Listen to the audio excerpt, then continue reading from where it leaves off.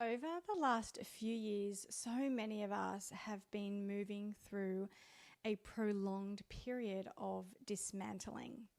It wasn't always happening loudly, it was often happening really quietly. A slow loosening of structures, of identities, and ways of living that once felt really secure and sure, but no longer truly fit nor work for us functionally.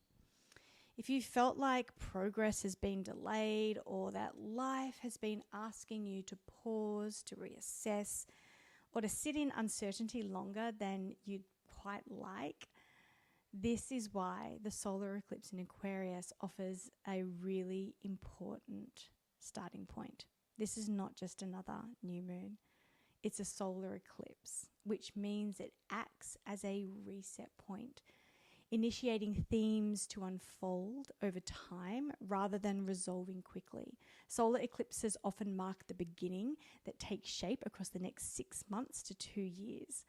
I am Kirsten. I work with the lunar cycle and astrology tools for awareness, helping people understand where they are in the cycle of becoming rather than pushing for outcomes. Inside my moon membership, each new and full moon becomes a moment of orientation, of reflection and response consciously to the energetic weather that we're all living within. This eclipse takes place in Aquarius, a sign connected to future vision, to authenticity and the structures we build for our lives.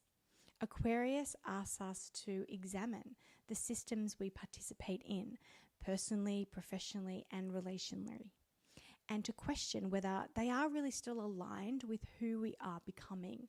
Because this is a North Node solar eclipse, the emphasis is strongly future focused.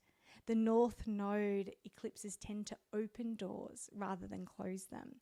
And they don't always tell us exactly what's coming, but they do reorientate us towards a new direction. This eclipse also begins the Aquarius-Leo eclipse cycle, which will shape the themes around individuality, self-leadership, self-expression, and belonging over the coming 6 months to 2 years.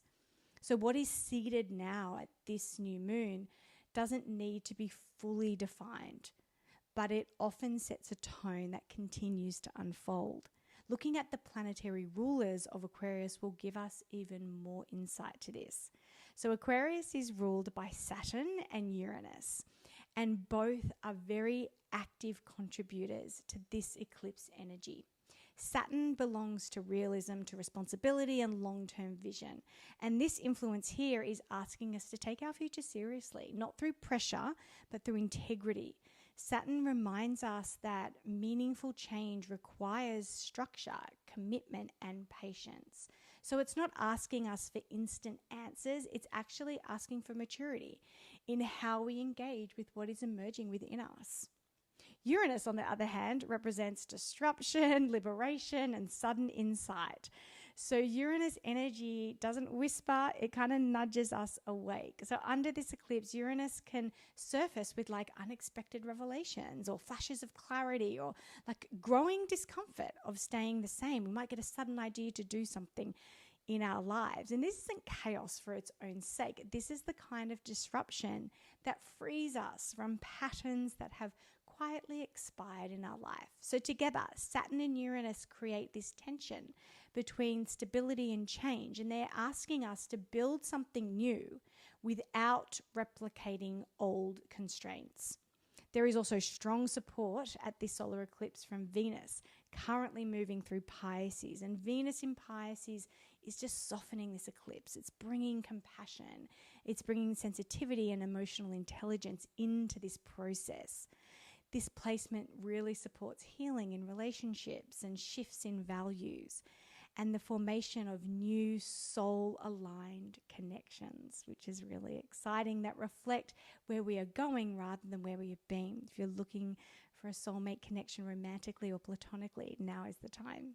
Mercury's involvement highlights the importance of listening rather than deciding. Information, conversations, and inner dialogue will all maybe feel really active right now, but clarity comes through observation rather than trying to force or rationalize conclusions.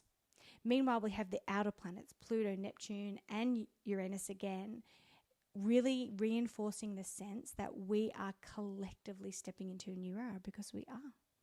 These planets move slowly, but their influence is very profound. And under this eclipse, they really support deep psychological changes within us, like spiritual recalibrations and a quiet reimagining of what a meaningful life actually looks like authentically to us. Eclipses, by their nature, can feel unsettling because they often reveal truths before we are ready to act upon them. But they don't demand immediate movement either. This is a moment for noticing, for recognizing what's becoming harder to sustain in our lives and what continues to call our attention beneath the surface. So rather than asking, what should I do next? This eclipse invites different questions. It asks us, what feels increasingly misaligned in my life? What future version of me feels very quietly persistent? What structures am I outgrowing, even if I don't yet know what replaces them? This is not a time for rushing decisions or forcing clarity. This is a time for deep presence and honesty with yourself. It's definitely a time for allowing your nervous system to adjust to new possibilities, because this is the beginning of the new that so many of us have been waiting for. This solar eclipse in Aquarius marks a beginning, not one that arrives fully formed, but one that is going to reveal itself gradually. So as you learn to listen to what feels true now, soak it in rather than enact it. And like all eclipses, beginnings means it will continue to unfold in the months ahead. So as you plant your seeds of intent at this solar eclipse, do so very consciously and very aware that the dreams that you have for yourself are there because you're meant to experience them, even if they might seem widely unattainable. This is your moment to dream that big dream and not worry about the plan, but rather observe how your nervous system may need adjusting in order to hold them. So if you want to work with all these energies, all these gifts, that this amazing new beginning, as we also step into on the same day, the year of the fire horse, we want to harness that fire energy rather than being completely burnt out by it. I'll see you on the Moon membership. And if the membership is feeling like a too big a commitment for you, head to theritualemporium.com into the Moon ritual section, and you'll find some of the resources that the Moon members use right there, ready for individual purpose. Happy solar eclipse in Aquarius.